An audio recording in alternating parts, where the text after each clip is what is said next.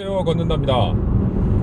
오늘은 지난번 2번 올렸던 낙찰 이야기의 연장으로 그 2건의 명도 이야기를 좀 해보려고 합니다.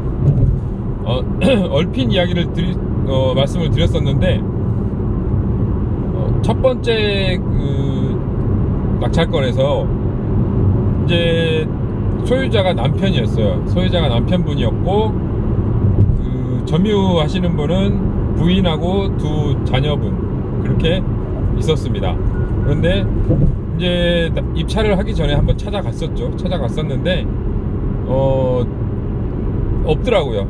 아무리 배를 눌러도 연락도 없고, 저녁에도 한번 찾아갔는데 뭐 배를 눌러도 불도 켜지지도 않았고, 일부러 꺼놓은 건지도 모르지만은 켜지지도 않았고, 그리고 뭐 이제 배를 눌러도 나오지도 않았고, 그렇게 해서 그냥 포스트잇으로 연락처 남겨놓고 그렇게 오게 됐습니다.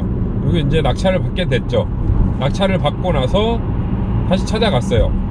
이제 보통 이제 좀 시간이 있으신 분들은 평일 시간에 가세요. 평일 이제 오전이나 오후 시간에 가시는데, 그렇게 되면 일반적으로는 사람이 없죠. 집에 이제 뭐 전업주부로 계시는 분이거나 그냥 집에 계시는 분이면은 집에 계실 수도 있지만, 그런 상황이 되면 보통은 집에 안 있습니다. 특히나 이제 평일 오후 시간대 같은 경우는 거의 없다고 보시면 돼요. 그리고 이제 거의 주말이나 아니면은 평일 저녁 이때 찾아가시는 게 훨씬 그 만나실 확률이 높습니다. 조금 부지런하신 분들은 평일 오전에 가시더라고요. 평일 오전에 가면은 거의 이제 어디 나가거나 해야 되잖아요. 회사를 나가든지 뭐 일하러 나가든지 해야 되는 분들이 많으니까, 평일 아침 일찍 7시 되기 전에 가서 기다려서 만나신 분들도 있습니다. 그렇게 되는데, 저 같은 경우는 저녁에 갔는데 그때도 반응이 없었어요. 이제 벨 누르거나 해도 반응이 없어서 다시 포스트잇으로 연락처를 낙찰자입니다, 좀 협의를 했으면 좋겠습니다 그러면서 제 연락처하고 이름하고 이제 공손하게 써서 포스트잇으로 남겨놓고 있는데, 한 거의 일주일 넘게 연락이 없었어요. 그러다가 일주일 좀 넘어서 어떤 남자분한테 연락이 옵니다. 그런데 그 남자분 말로는 이제 친오빠라고 말씀을 하시더라고요.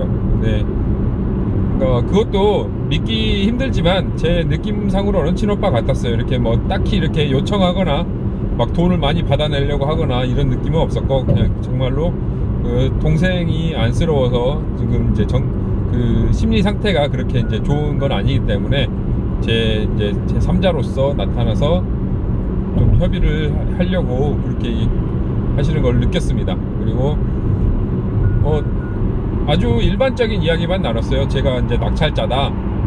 저도 대출을 받아서 낙찰을 받았고 그 잔금을 치렀고, 이제 계시는 동안 이렇게 계시면은 저도 이제 이자가 나가기 때문에 좀 이렇게 정리를 했으면 좋겠다, 이 말씀을 드렸었죠. 그리고 이제 그리고 가장 초보자들이 실수하시는 분 중에 하나가 옆에 이제 멘토라든가 잘 아시는 분이 있으면 당연히 잘 이야기해 주시겠지만, 초보자들이 실수하는 것 중에 하나가 먼저 명도 금액을 제시를 하는 거예요.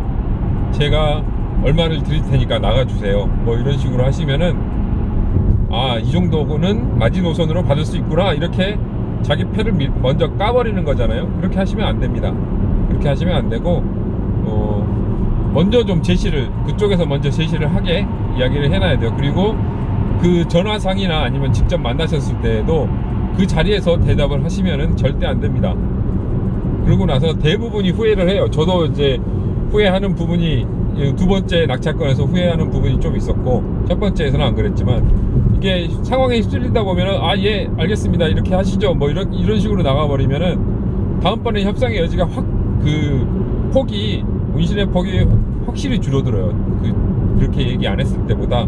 그러니까 그 자리에서 무슨 이야기가 나왔을 때 협의를 해보겠습니다, 제가 혼자서 결정한 일은 아니고요, 같이 하는 사람이 있기 때문에, 아니면 집사람이랑 같이 하기 때문에, 남편이랑 같이 하기 때문에, 아니면 이제 공동으로 투자하는 사람이 있기 때문에, 그렇기 때문에 집에 가서 아니면 회사에 가서 협의를 해서 다시 연락을 드리겠습니다. 그런 식으로 대답을 하셔야 돼요. 그리고 나서 이제 충분히 시간을 갖고 생각을 해 보신 다음에 적당한 답을 가지고 그쪽에 답변을 해 주시는 게 그게 훨씬 나은 방법입니다. 네.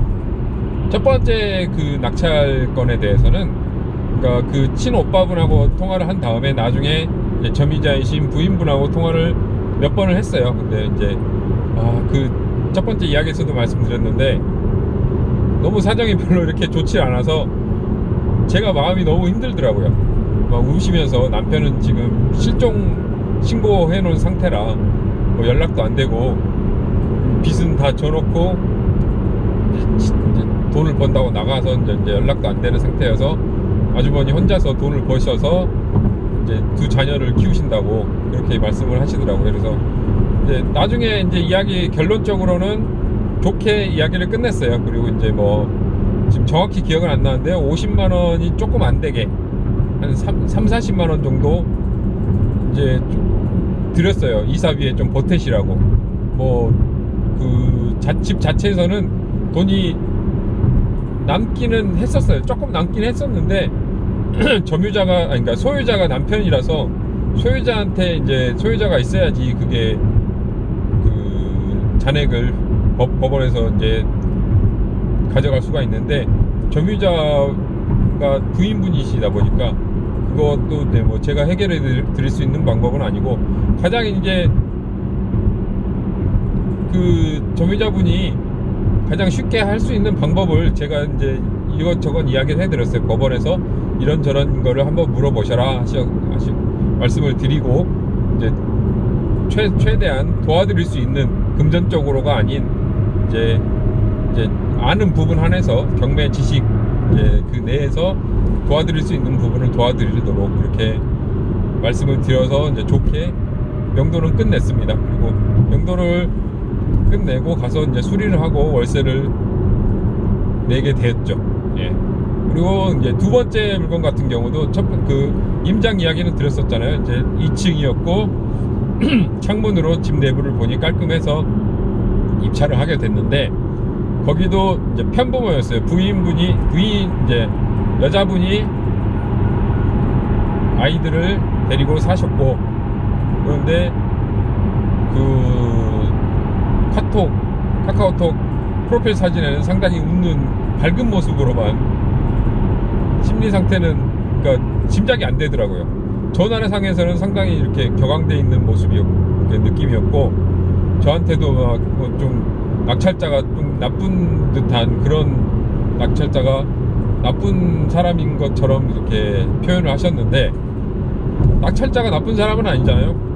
어떻게 보면은 낙찰자는 그러니까 그 사람의 빚을 빨리 구제를 시켜주는 그런 돈을 내주는 사람이잖아요.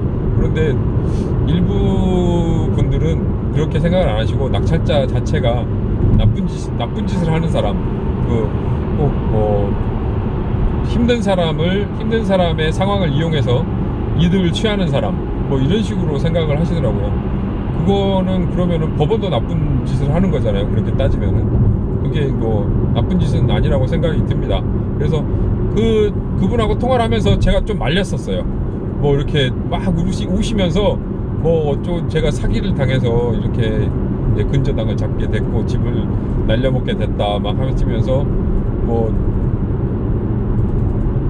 이렇게 하시다가 제가 어떤 상황이었는지 정확히 기억이 안 나는데 제가 좀 도와드려야죠 뭐 이런 식으로 말을 해버렸어요. 그래가지고 좀 상황이 꼬여서 총 들어간 금액이 관리비하고 이제 명도 이사비 쪽으로 드린 거 해서 한 100에서 150 가까이 드린 것 같아요.